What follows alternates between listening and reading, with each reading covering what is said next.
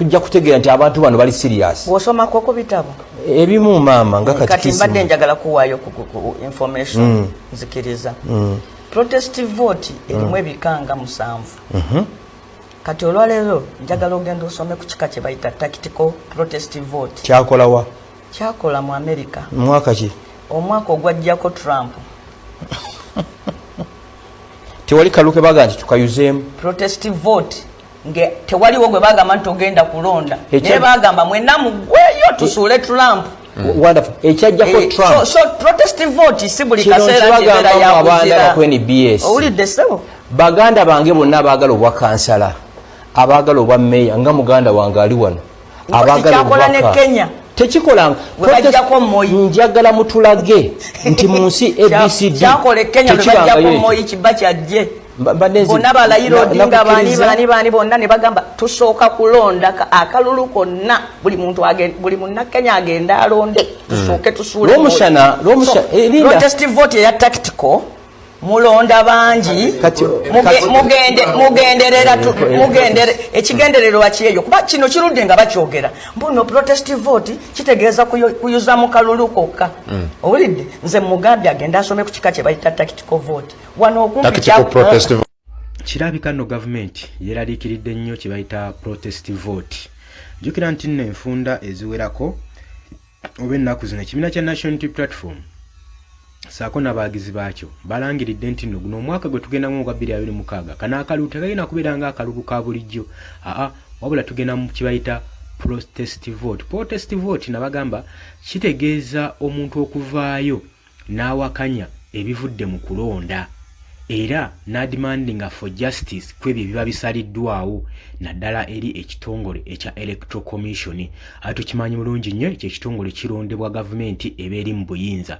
So kitegeeza nti nno 100% gavumenti ebeera favored nnyo ne kitongole kino ekya Electoral Commission. Kakati enfunda ennyingi zituze tuzirabako nga mulimu ebirumira mu kakiiko kano akakwasaganya ebyokulonda ng'era bannayuganda tebaba bamativu n'ebyo ebiba bisaliddwawo akakiiko kano. Kakati kuno omulundi ekibiina kino ekya National Unity Platform ne kisalawo ne kigamba ebyaluli twabiraba kakati kino kye tugenda mu kibayita protest vote.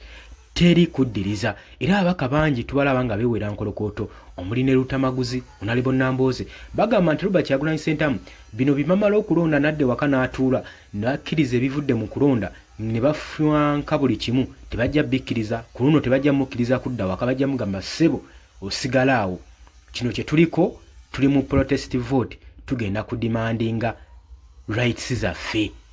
Oba okitegedde okategedde akantu ako kakati nno kirumiza nnyo gavumenti omutwe era basattira buli system gy'olaba bagenda mu maaso ne operations bagenda mu maaso n'okukola basattira protest vote tebakitegeera n'okwebuuza nti abasajja bano babala kaki era bali kaki. Baali basuubira nti okufaanaganako n'ebibiina ebirala emyaka egiyise nga kalukana atera osembera wabaddewo nnyo ebibiina bino naddala ebibadde bikulembera bannaabwe biri ku ludda oluvuganya ennyo ng'ekyFDC badde batera okuteekawo okwekalakaasa kati ne kiwa gavumenti omwaganya ne banga esobola okwabudakitinga okuwamba okusiba okutiteininga abantu abamu naddala bali ku ludda oluvuganya gavumenti abawagizi nga balondayo key figures eri mu bakulembeze baagala okuggalira abayinza okukulembera ekikwekweto kyonna kyonna. Kakati ku guno omulundi ekibiina kino biralamuko tebalaba beekalakaasa yaba bavaayo ku nsonga ne babanyigiriza batya ne babakuba batya ne babattamu bantu. Gavumenti egezezaako nnyo okukola effujjo ku kibiina kino ekya National Unity Platform naye nga tekivaamu mwasi. Kati ebintu bibasobedde balaba ekyokukola tekiriiwo ne bayisa n'etteeka erya UPDF Amendment Bill waliwulira era ng'ekigendererwa kyakukwata abawagizi bano ab'ekibiina kya National Unity Platform mainly abakulembeze abasiisidde ku kibiina kino ekya National Unity Platform omutwadde Robert Kyagulanyi Ssentamu nga bamulonyamu ensobi emu weeti basobole okuba nga bamukwata wakiri akulembera okwekalakaasa naye ensonga egaanyi. Kati kulowooza kireka gavumenti in corridors of confusion nga yeebuuza ki ekyokuzzaako tekiraba era kati bali mu kusattira Amoli ku Yugi Updates TV ko sinziro bango otuuliza watana tuyungako kirira wansi wale kigambo subscribe kikoneko oberenga otuyungako. Abali emitala w'amayanja Canada, US, abali mu Jordan, abali Qatar, abali Saudi Arabia, sakona mu abali Dubai mbatumiddeko nnyo mubali kwekumira ku Yugi Updates TV mubali kubeza mayunga channel. Tubagala nnyo tugenda kubanga tukomawo mubadde bawuliriza balungi nnyo mweraba.